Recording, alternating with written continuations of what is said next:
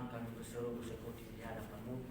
Kami mau memuliakan, memuji nama-Mu. Biarlah pujian yang kami persembahkan pada saat ini Tuhan menjadi kemuliaan dan masuk ke dalam surga. Sebentar lagi kami akan mendengarkan sebagian dari kebenaran firman-Mu. Kami yang terbatas menyampaikan kebenaran firman-Mu ya Tuhan. Kami percaya bahwa Roh Kudus-Mu yang ada di hati kami masing-masing. Kehidupan kami ya Tuhan, kami serahkan di dalam tangan pengasihan-Mu. Kami telah berdoa dan telah mengucap syukur kali ini. Amin. Shalom semuanya. Shalom. Sekali lagi shalom. Shalom. Puji nama Tuhan. Pada pagi hari ini kita masih berkumpul bersekutu di hadapan Tuhan. Itu adalah suatu hal yang sangat kita banggakan. Karena kenapa? Tuhan masih memberikan nafas kehidupan hingga pada saat ini. Langsung saja kita mau membuka Alkitab kita. Untuk kami di dalam Injil Yohanes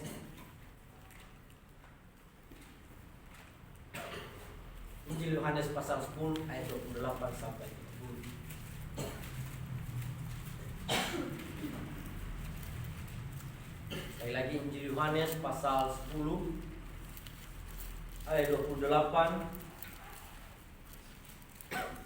sampai ayat yang ke-30. Dalam pembacaan firman Tuhan ini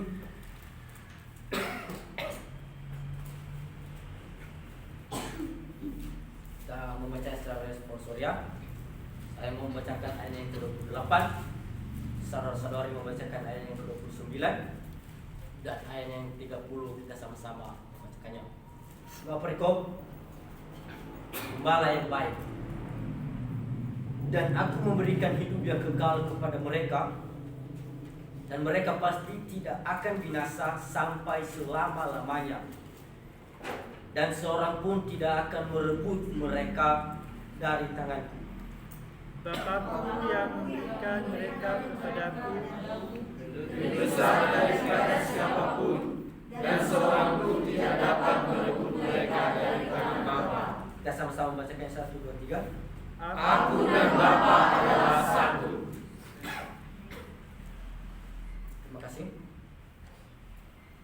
Bapak Ibu dan teman-teman yang dikasihi oleh Tuhan Yesus Kristus pada hari ini, sebelum saya menjelaskan tentang kebenaran firman Tuhan, saya mau menjelaskan sedikit latar belakang dari Injil Yohanes ini.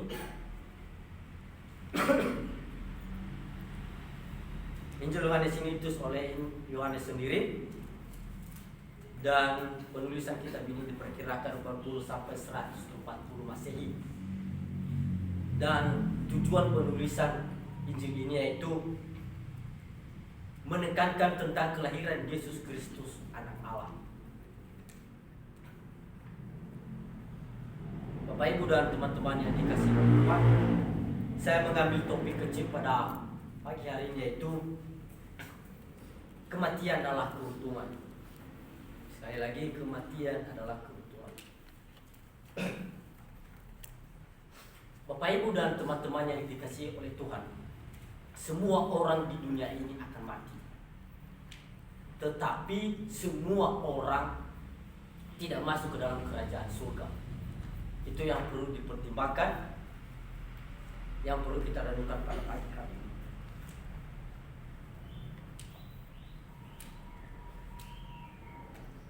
Teman-teman yang dikasihi oleh Tuhan, kenapa saya mengambil tema tentang kematian dan adalah keuntungan?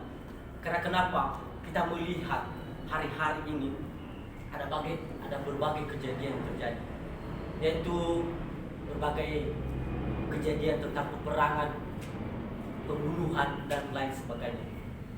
Namun dari berita-berita tersebut, bagaimana kita orang percaya meresponinya? Bagaimana kita orang Kristen bisa meresponinya tentang apa kejadian yang terjadi tersebut? Karena kenapa orang-orang pada saat ini ada banyak mengalami namanya kematian, tetapi mereka masih ragu kemanakah mereka pergi. Mereka masih ragu kemanakah pada akhirnya nanti kehidupan mereka masuk ke dalam kerajaan surga atau tidak.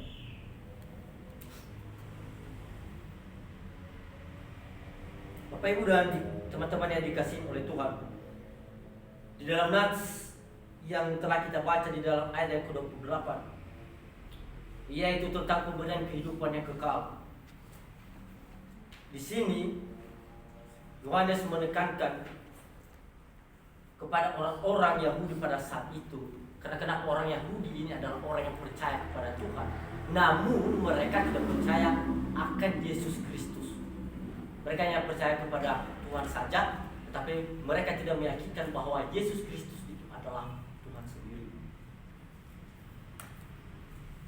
Makanya dalam Injil Yohanes ini, kalau kita membaca dari latar belakangnya, yaitu ditekankan kepada orang Yahudi pada saat itu.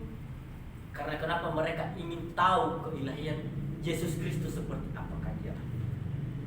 Teman-teman yang dikasihi dalam nama Tuhan Yesus Kristus, bagaimana kita agar kehidupan kita menjadi keuntungan kalau seandainya kita mengalami namanya kematian akhirnya? Ada 3 poin penting yang harus kita pahami. Poin yang pertama yaitu percaya kepada Yesus Kristus. Di dalam Amsal pasal 3 ayat 5-6, satu orang bisa membaca yang bantu. Amsal pasal 3 ayat 5-6. Amsal pasal 3 ayat 5-6. Percayalah kepada Tuhan dengan segenap hatimu, dan janganlah bersandar kepada pengertianmu sendiri. Akuilah Dia dalam segala lakumu, maka Ia akan meluruskan jalanmu. Percaya kepada Tuhan dengan segenap hatimu. Bapak Ibu dan teman-teman yang dikasihi oleh Tuhan, orang-orang pada saat ini ada banyak menjadi perdebatan kalau kita melihat di media sosial, memperdebatkan tentang Yesus Kristus itu Tuhan apa tidak.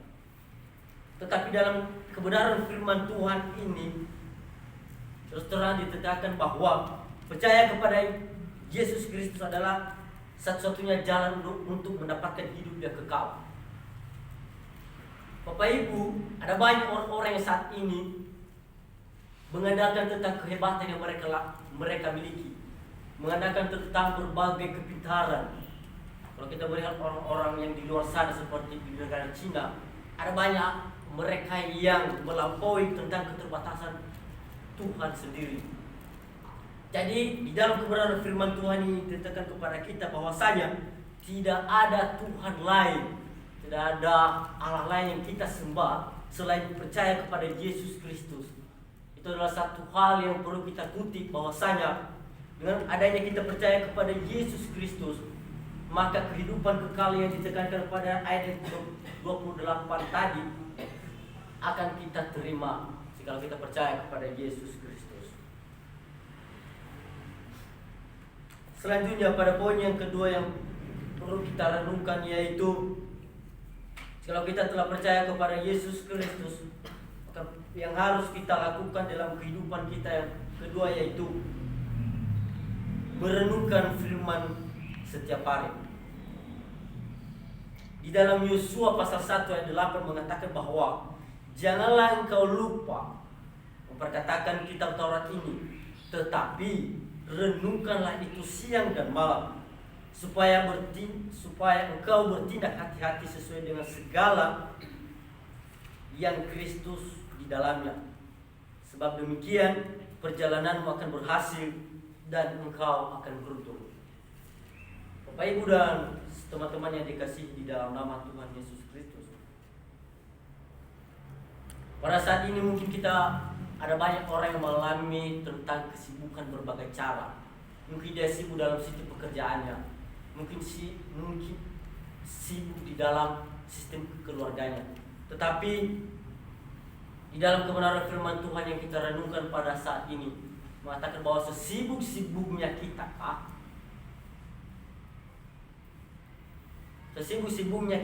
kita harus merenungkan kebenaran firman Tuhan itu setiap hari. Karena kenapa?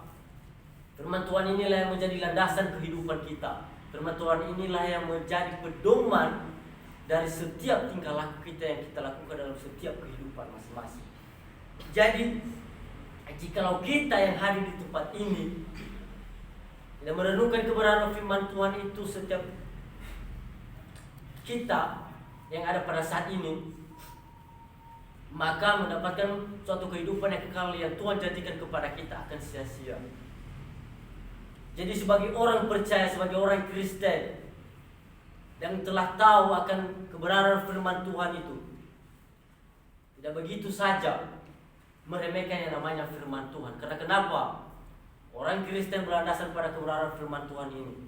Karena kenapa? Jika tidak ada yang namanya kebenaran firman Tuhan ini, maka kehidupan orang-orang yang ada di dunia ini akan jauh daripada Yesus Kristus. Tetapi jika adanya kebenaran firman Tuhan yang sering kita dengar, yang sering kita baca, yang sering kita renungkan setiap hari, maka sedikit demi sedikit kehidupan kita akan diperbarui oleh kebenaran firman Tuhan. Poin yang selanjutnya yang kita renungkan adalah poin yang ketiga, itu menjadi teladan bagi semua orang. Kita tolong satu orang yang membacakan dalam 1 Timotius pasal 4 ayat yang ke-12. 1 Timotius pasal 4 ayat yang ke-12.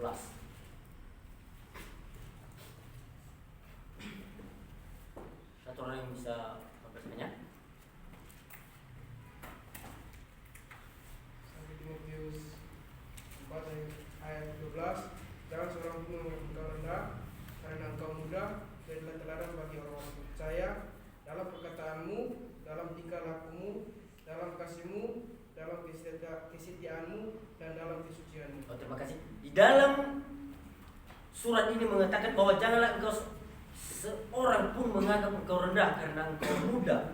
Jadi di dalam kebenaran firman Tuhan ini, kalau kita renungkan dalam pribadi kita, ada banyak remaja-remaja, bahkan orang tua pun menganggap bahwasanya saya tidak pantas menjadi pengikut Kristus. Karena kenapa? Saya masih muda. Karena kenapa? Saya masih belum paham yang namanya kebenaran firman Tuhan. Karena kenapa? Saya masih belum sempurna. Nah, itu merupakan suatu hal yang perlu kita kikis. Karena kenapa? Dalam hal-hal tersebut Bapak Ibu dan teman-teman yang kasih oleh Tuhan, salah total. Karena kenapa? Di dalam 1 Timotius mengatakan bahwasanya janganlah engkau seorang pun menganggap engkau rendah karena engkau muda.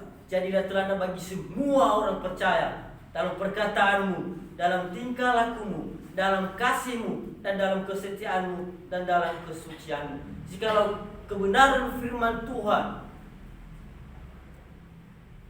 yang telah dikatakan kepada kita di dalam 1 Timotius ini, kita renungkan di dalam pribadi kita, maka apa yang menjadi hal kekhawatiran itu akan menjauh di dalam kehidupan kita. Maka kebenaran firman Tuhan yang Tuhan sampaikan melalui firman Tuhan yang telah kita baca pada saat ini mudah kita pahami dan menjadi orang-orang yang percaya kepada Yesus Kristus. Ada amin? Amin. Bapak Ibu dan teman-teman yang dikasihi oleh Tuhan Yesus Kristus, pada saat ini semua orang berlomba-lomba mau masuk ke dalam kerajaan surga. Ada bagai agama-agama. Mungkin kalau kita tanya persatu ya, agama-agama yang berbeda dengan kita non-Kristen, pasti pertanyaan mereka, tujuan mereka adalah yaitu masuk ke dalam kerajaan surga. Tetapi konteks mereka berjalan masuk ke dalam kerajaan surga, kita katakan bahwasanya salah. Kenapa saya mengatakan hal demikian? Karena kenapa? Tanpa percaya kepada Yesus Kristus Bapak Ibu, maka tidak ada satu orang pun yang bisa masuk ke dalam kerajaan surga. Karena kenapa? Tanpa melalui Yesus Kristus yang telah turun ke dalam dunia ini, di luar itu akan binasa. Itu yang perlu kita tekankan, itu yang perlu kita ambil di dalam kebenaran firman Tuhan yang kita renungkan pada saat ini. Makanya orang Kristen, kita yang telah hadir pada saat ini, kita bangga menjadi orang Kristen. Karena kenapa? Kita telah percaya kepada Yesus Kristus yang telah menebus dosa kita. Itu yang perlu harus kita tekankan. Tetapi bagaimana kita meresponi pengorbanan Tuhan Yesus Kristus itu di dalam diri kita? maka kita dengan adanya penebusan itu seolah-olah kita sebagai orang pengikut Kristus berolah melakukan hal-hal yang di luar daripada Tuhan, hal-hal duniawi tidak. Justru kita menjadi teladan seperti yang telah dikatakan Yesus ketika dia turun ke dalam dunia ini. Itu yang perlu kita harus tekankan dalam kebenaran firman Tuhan. Bapak Ibu dan teman-teman sekalian yang dikasihi oleh Tuhan, mendapatkan kehidupan yang kekal itu adalah suatu hal yang tidak hanya saja membalikkan telapak tangan, tetapi namanya butuh perjuangan. Perjuangan seperti apa? Seketika Tuhan Yesus datang ke dunia ini, turun untuk menebus dosa kita, dia tidak langsung disalibkan. Dia lahir tidak langsung disalibkan, tetapi dia lahir dengan penuh penindasan, dengan penuh dengan berbagai ancaman-ancaman dari orang lain, dengan berbagai penindasan yang manusia yang mereka perlakukan, sehingga dia dicambuk, diludahi, dipukuli dan segala macam. Itu adalah suatu perjuangan yang harus kita renungkan. Betapa pentingnya, betapa sayangnya Tuhan Yesus kepada kita, hingga dia rela, tubuhnya rela dipukul, rela dikhianati, dan ujungnya dia mati di atas kayu salib. Itu adalah suatu perjuangan yang tidak orang pada saat ini tidak bisa melakukan hal demikian dilakukan oleh Tuhan Yesus Kristus. Tetapi bagaimana respon kita sebagai orang Kristen meresponi tentang perubahan Tuhan Yesus yang telah dinyatakan dalam kehidupan kita? Kita mulai dalam diri kita sendiri. Mulailah menjadi teladan bagi semua orang dalam sistem perkataan kita saja, dalam sistem perilaku. Maka dengan hal itu kita akan disebut sebagai orang-orang Kristen. Amin. Satu hal yang saya tekankan pada saat ini Bapak Ibu, yang perlu kita tahu bahwasanya orang baik itu, yang perlu kita ingatkan, orang baik tidak menjamin masuk ke dalam kerajaan surga. Itu yang perlu kita tekankan.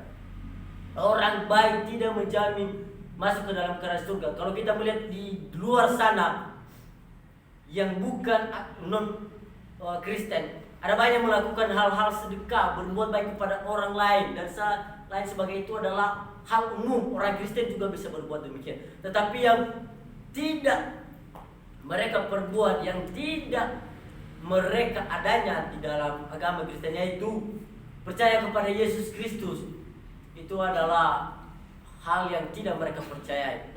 Dan itu adalah yang perlu kita renungkan pada saat ini, bahwasanya renungkanlah Tuhan Yesus di dalam diri Anda dan saya juga, bahwasanya segala sesuatu yang kita perlukan, segala sesuatu yang kita lakukan, libatkanlah Tuhan Yesus Kristus di dalam kehidupan Anda.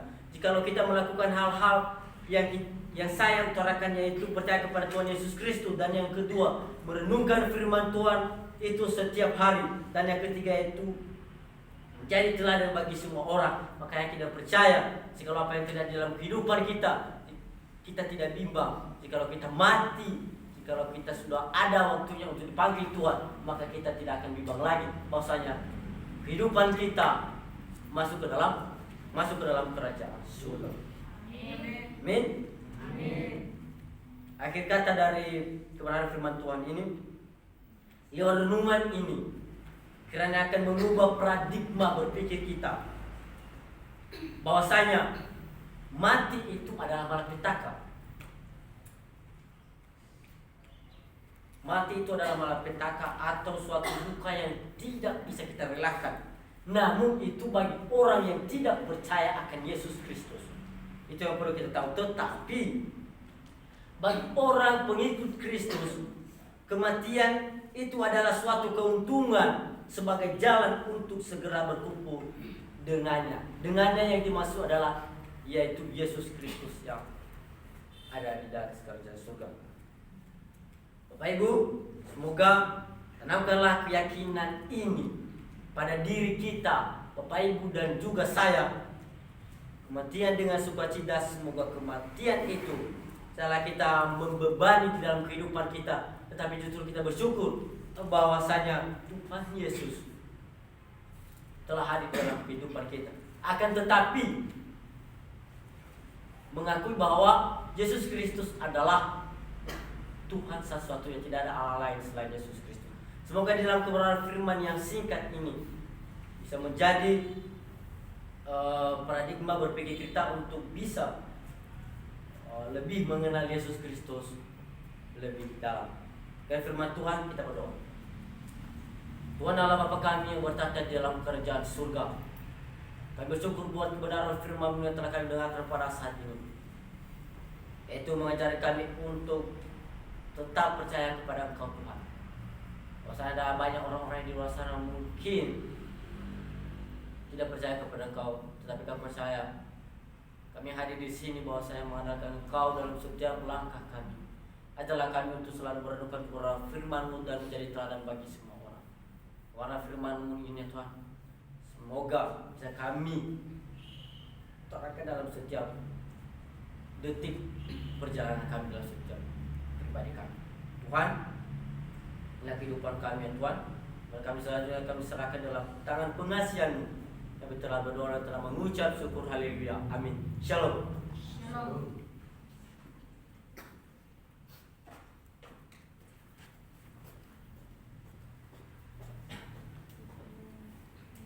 Shalom. Shalom.